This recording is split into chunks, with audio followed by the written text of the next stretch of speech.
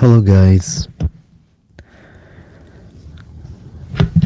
Oops, sorry. I have to adjust the microphones.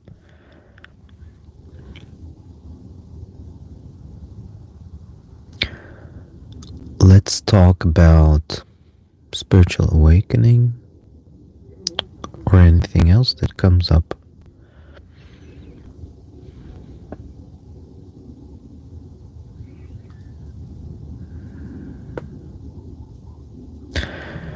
The interesting thing, there's many interesting things about this experience of life.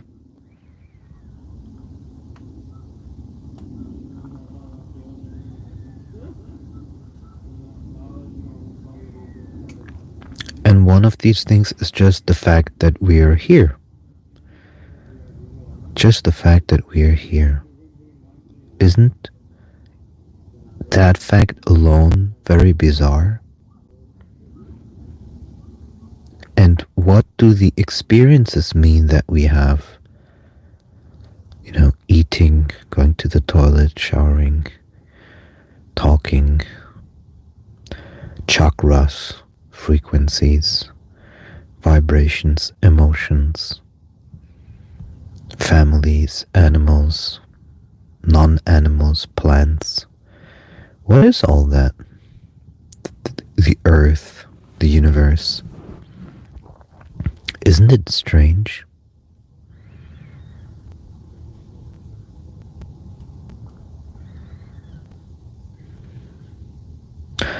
In fact, I feel that the universe is so strange.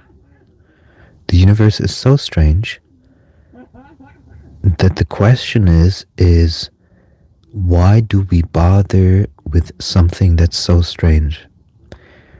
For example, if you want to have a family, if you want to have children, or you do have children, your whole life can be focused on that, how to survive, how to procreate. But I've always had the question, even since being very little, even 10 years old, what is this universe? What is all of this? And scientists do not have an answer to this. Because I read Stephen Hawking's, I believe when I was 11, read one of his books. But scientists do not have an answer to this. So spiritual awakening is almost like the prerequisite of any kind of deeper looking or understanding, because you become aware that it's not the scientist who observes consciousness, it's consciousness who observes the scientist. And that is a major misunderstanding of the non-awakened being, is it's not the scientist that observes the consciousness and tries to understand the consciousness. That's not even possible. It's consciousness that is observing the temporary experience of a persona called scientist that is trying to look at something which it already is. Or like Mooji sometimes says, it's like the knife cannot cut itself. It can cut everything, but it cannot cut itself. So how does a scientist, which is consciousness, look at itself? Hello, Tomasz. So the scientist can logically try to understand parts of this temporary illusion, but only the awakened ones can understand that that is just a temporary illusion and that something completely else is in play.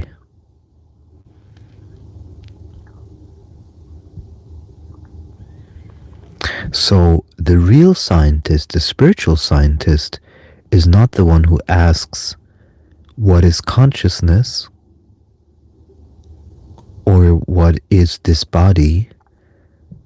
But it literally is awareness looking at itself asking, what is awareness? What is this fact that I'm even here? So it goes to the absolute core of, you say, love pondering like this, yes. So the awareness looks at awareness itself. What is this absolute, I call this the 0 point, the understanding or looking at, not really understanding, because understanding goes through the mind, but literally the looking at the source from which you're looking at. As something is aware of the eyes that are seeing, something is aware of the mind that is thinking. What is that? And it's not an intellectual question, it's a question you really have to look at. Like, you have to be seriously curious, who am I? What is that awareness that is? And not just a quick question of, who is this? But a real deeper interest to awaken to the self.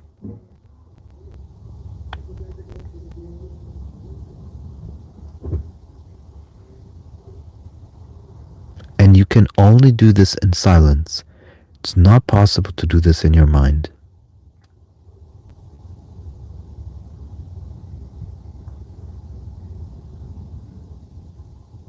Try to go really to the core of what it is that you are. Because also by understanding what it is that you are, you will by inference understand everything else that is.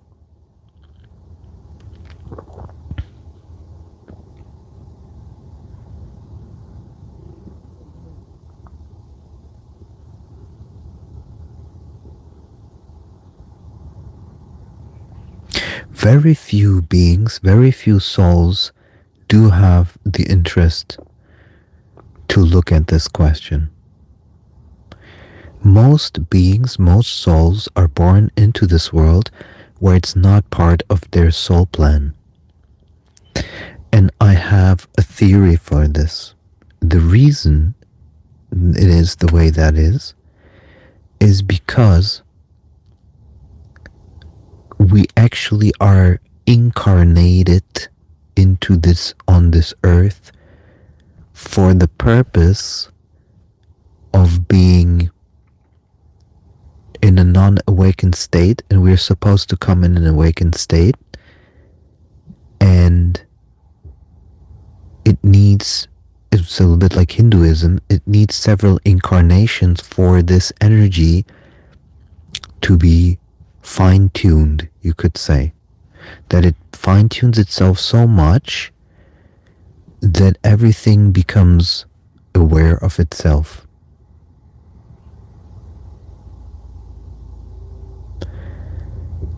And for some beings, it's just not the time yet. And you cannot fight against the soul plan. The soul plan defines everything. The soul plan is what will happen in this incarnation for you and how it's relevant to the soul. So you will have problems that keep repeating, emotions that keep repeating, trouble that keeps repeating, relationships that keep repeating. And that's yours. That will define your soul plan. Where is your true growth? And for some, it's just not ready to make a huge leap. And so no matter how much it's forced from the outside, it's just not happening. But like Eckhart Tolle says, and he's right in this, if there's just a little interest or spark in this, then you are already in it, you could say. Can we even say that consciousness awakens to itself? Consciousness is always consciousness of itself by itself, isn't it? I wouldn't even say that consciousness awakens to itself, because consciousness itself is already awakened. But I think I understand what you mean. I would say the conditioned mind that is living in an illusion, which is of course also part of consciousness. So it's like a tiny part of beingness, which is the conditioned, identified mind that is mostly conditioned through society, becomes aware, this tiny part of the self becomes aware that it's actually not this tiny part. It's a little bit like if you had a puppet on strings. The puppet on strings, which is held by the puppet master, the puppet on strings becomes aware that it's actually not doing the movements, it's actually not thinking on its own. The puppet becomes aware that the puppet master is the puppet, is the real puppet. So that's how you could say that there's a tiny part of awareness or consciousness, which, let's call it thoughts, becomes aware that it's not consciousness, but consciousness itself was already awake. But you could say, semantically, you could say that because this tiny part of awareness becomes aware, it actually awakens to awareness. You could say it like this. And one of the interesting things is about the interested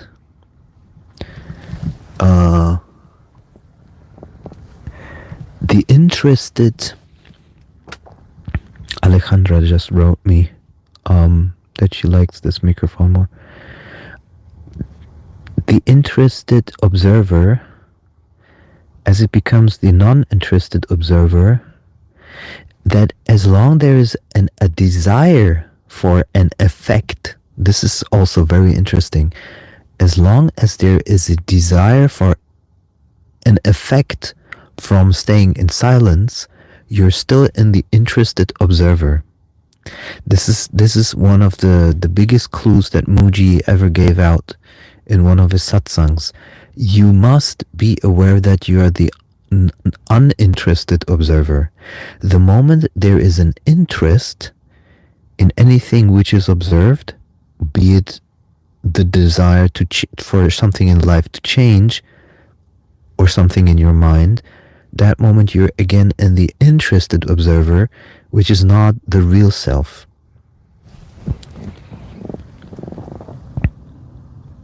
It's almost like lucid dreaming, yes? For consciousness, you could say. The universe and everything we experience is tremendously bizarre. And the people who look deeper, everyone, and has high intuition, everybody knows that this which we experience here in its superficial form has very, very little meaning. There is something going on a deeper level. I don't want to say on a level of angels or, these things. I want to say on an even more deeper level that we don't really understand. And there are some souls who feel so compelled by this call to understand it, or to become formless with it. They feel so pulled in this direction that anything they do is, they become basically ascetic, monk mode, yogis or something in the mountains, because their desire for I wouldn't say it's a desire for liberation. I think it's deeper than desire for liberation, because who wants to be liberated? Who needs to be liberated? I think it's more the complete, utter understanding, awakening to your infinite self to such an extent that everything else falls away. Fear of death, for example. It's truly about who are you really, and come to that unequivocable realization that there is no death because there was no birth.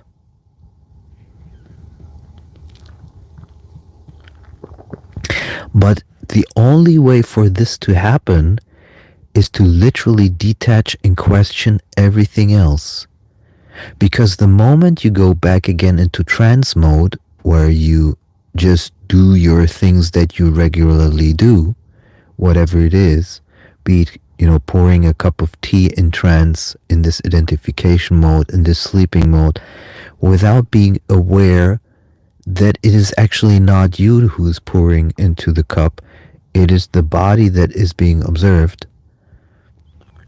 Until you have that kind of transcendence of realizing that everything is just observed, then you are basically living an unconscious life, you could say. It's just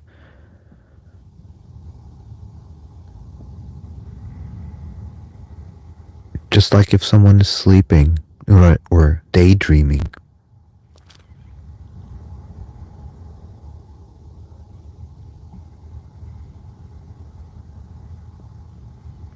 Who am I really? As a mind, I have no idea.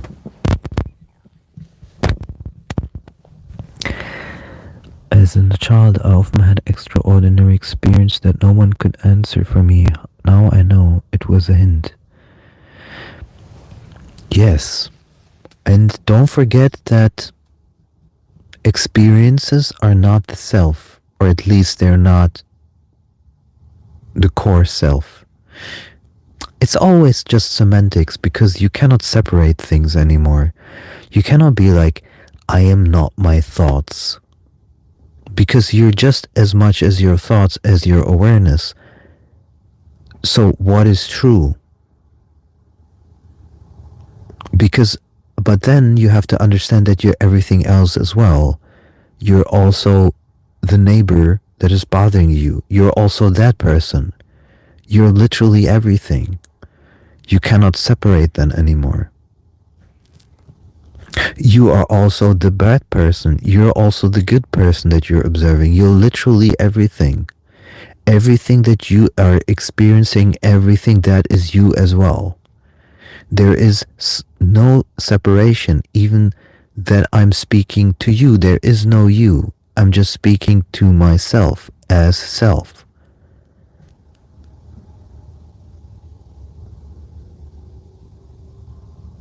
Everything is the self.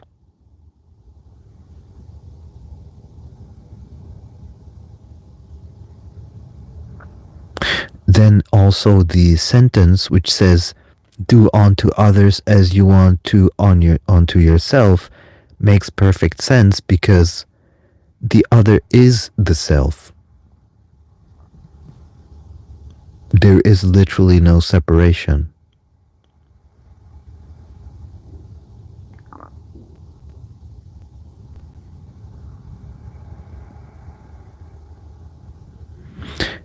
What then comes into play is, how do you act staying in your harmony for your body, while at the same time acknowledging that everything is the self?